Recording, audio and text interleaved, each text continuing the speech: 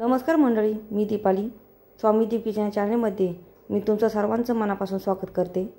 मंडळी, उन्हाळा चालू झाला की आपसुकच थंडगार काहीतरी पिऊशी वाटतं आणि पिण्यासाठी असा स्वादिष्ट सरबत असेल तर आत्मा शांत होतो. उन्हाळ्यामध्ये घरी पाहुणे आले की त्यांच्यासाठी झटपट असा हा सरबत तयार करू शकतो. शरीराला थंडावा देणारा तसाच पोटभरीचा हा सरबत आहे. मंडळी, आजची रेसिपी आवडली तर हा व्हिडिओ तुमच्या फ्रेंड्स रिलेटिव्हला शेअर करा. चला तर मग मंडळी, रेसिपीला सुरुवात करूया. इथे मी 1 लिटर दूध घेतलेलं आहे. दूध म्हशीचं आहे. या जागी तुम्ही गाईचंही वापरू शकता किंवा पॅकेटमधलंही तुम्ही दूध वापरू शकता. दूध आपण चांगलं गरम करून घ्यायचं आहे आणि थोडंसं आटवून घ्यायचं आहे. हे पहा, दुधाला छान उकळी आलेली आहे. थोडंसं आटवून घेते म्हणजे दुधाला चांगला दाटसरपणा येईल. दुधाला दाटसरपणा यावा म्हणून आपण मिल्क पावडर किंवा कस्टर्ड पावडर वापरणार नाही. म्हणून दूध आपल्याला आटवून घ्यायचं आहे. दुधाचा गॅस मी बंद करून घेतला आहे. दुधाला छान असं गार करून घ्यायचं आहे. गरम दुधामध्ये आपण काहीच करू शकत नाही, म्हणून दूध चांगलं गार झालं पाहिजे. इथे मी सरबत करण्यासाठी 1 कलिंगड घेतला आहे, पण एका कलिंगडमधलं मी अर्धच कलिंगड वापरणार आहे. हे पहा, कलिंगड मी अर्ध कापून घेतला आहे. किती छान लालसर आहे आणि पाणीदार आहे. असं कलिंगड सरबत करण्यासाठी घ्यायचं म्हणजे सरबत खूप स्वादिष्ट आणि चविष्ट होतो. आता कलिंगडामधल्या जेवढ्या शक्य असेल तेवढ्या बिया मी सुरीच्या साहाय्याने काढून घेणार आहे. कलिंगडच्या वरच्या भागात जेवढ्या बिया दिसत होत्या तेवढ्या मी काढून घेतलेल्या आहे. आता एका ताटामध्ये काढून घेते. आता पुन्हा अर्ध्या कलिंगडाला अजून अर्ध करून घेते म्हणजे व्यवस्थित आपल्याला ते कापता येईल. कलिंगड कापताना उभं कापायचं म्हणजे आपल्याला त्याच्या कापा व्यवस्थित करता येतात. हे पहा, अर्ध कलिंगड कापल्यावर त्यामध्येही बिया भरपूर दिसत आहे. त्याही बिया मी काढून घेणार आहे. दोन्ही कापांच्या मी बिया काढून घेतलेल्या आहे. आता कापांच्या मी बारीक बारीक किंवा छोटे छोटे कापा करून घेणार आहे. त्यामुळे सरबतामध्ये व्यवस्थित त्या मिक्स होऊन जातात. मी दाखवते त्याप्रमाणे कापेला अशा उभ्या चिरा करून घ्यायच्या आणि नंतर आडव्या चिरा करत जायच्या. जितक्या बारीक करसाल तेवढ्या बारीक कापा कलिंगडाच्या होतात. म्हणून ह्या पद्धतीने कलिंगडाच्या कापा करून घ्यायच्या.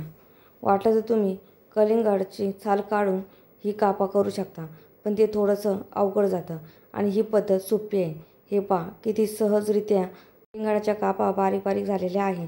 जसं जसं मी कलिंगड कापत आहे तसं जसं कलिंगडाला पाणी सुटलेलं आहे आणि जसे जसे मी कापा बाहेर काढत आहे तसं जसं पूर्णपणे लालसर दिसत आहे.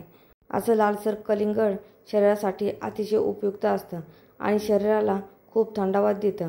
त्यामुळे याचा सरबत खूप चविष्ट होतो. अर्ध्या कलिंगडाची काप ठेवली होती, त्याचीही मी बारीक बारीक पीस करून घेतलेले आहे. एका बाजूला दूधही चांगलं गार झालेलं आहे. आता दुधामध्ये 1/3 कप साखर घालून घेते. साखर मी थोडीशीच घालणार आहे. जास्त गोड आम्हाला आवडत नाही. तुम्हाला जर जास्त आवडत असेल तर यापेक्षा जास्त तुम्ही साखर घेऊ शकता. आता साखर दुधामध्ये मिक्स करून घेते. साखरेला चांगलं विरघळून घ्यायचं आहे. सरबत छान थंडगार होण्यासाठी मी काही बर्फाचे तुकडे दुधामध्ये घालून घेणार आहे. त्यामुळे दूध चांगलं थंड होईल. तुमच्याकडे जास्त वेळ असेल तर तुम्ही सरबत डायरेक्ट फ्रीजमध्ये ठेवून थंडगार करू शकता. पण आपण गाडीवर ज्यावेळेस असं सरबत पितो त्यावेळी त्यांच्या पातेल्यामध्ये असे बर्फाचे खडे टाकले जातात. त्यामुळे सरबत चांगला गार आणि थंडगार होऊन जातो आणि सरबताला थंडगार करण्याची ही प्रोसेस अतिशय झटपट आहे. बर्फामुळे लगेच दूध किंवा सरबत चांगलं थंड होतं. सरबताची चव वाढवण्यासाठी किंवा सरबताचा रंग चेंज करण्यासाठी 3.5 चमचे रोज सिरप घालून घेते. या जागी तुम्ही कलिंगडाच्या आतल्या गारांचा ज्यूस करू शकता आणि तोही तुम्ही दुधामध्ये घालू शकता. पण मी कलिंगडाचा ज्यूस न घालता रोज सिरप घातलेला आहे. त्यामुळे दुधाला छान रंग येतो आणि सरबतही दिसायला खूप छान दिसतो आणि त्या पलीकडे माणसाल तर सरबताला छान वासही येतो आणि त्याची चव अतिशय उत्कृष्ट येते. हे पहा, इथे मी दुधामध्ये रोज सिरप चांगलं एकत्र करून घेतलेलं आहे. चांगलं एकजीव करून घ्यायचं आहे. तुम्हाला बर्फाचे खडेही दिसत असेल की किती बारीक झालेले आहे म्हणजे दूध चांगलं थंडगार झालेलं आहे.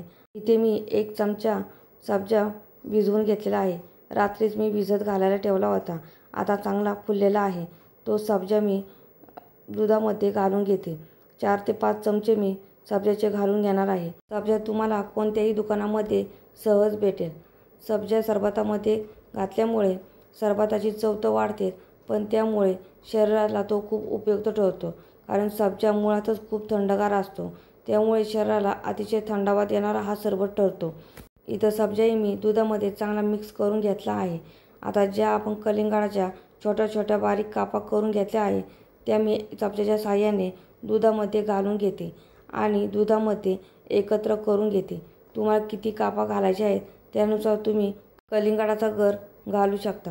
हे पहा, इथे मी थोडासा कलिंगडाचा गर बाजूला ठेवलेला आहे आणि अर्धा मी दुधामध्ये घालून घेतला आहे। आता सर्व एकत्र करून घेते, थोडासा पळीने हलवून घेते। असं केल्याने कलिंगड चांगलं दुधामध्ये एकजीव होतं, त्यामुळे सरबताची चव अप्रतिम येते। ते आपला कलिंगडाचा सरबत तयार झालेला आहे। आता छान थंडगार सरबत सर्व करते। मंडळी, तुम्हाला तर माहीतच आहे की उन्हाळा जसा चालू आहे तसाच इफ्तारचेही दिवस चालू आहे आणि इफ्तारच्या दिवसामध्ये हा सरबत खूप आवर्जून केला जातो, कारण उन्हाळ्याच्या दिवसामध्ये हा सरबत शरीराला खूप उपयुक्त ठरतो आणि या सरबताला मोहब्बत का शरबत सुद्धा म्हणतात। मंडळी, आजची कलिंगडाच्या सरबताची रेसिपी कशी वाटली मला कमेंट करून सांगा। जर रेसिपी आवडली असेल तर चॅनेलला लाईक करा, शेअर करा, सबस्क्राईब करा आणि हो, बेल आयकॉन प्रेस करायला विसरू नका, जेणेकरून माझ्या नवीन रेसिपीच्या व्हिडिओची नोटिफिकेशन तुम्हाला लगेचच मिळेल। चला तर मग मंडळी, पुढच्या नवीन रेसिपी लवकरच भेटू। तोपर्यंत छान छान खा आणि मस्त राहा।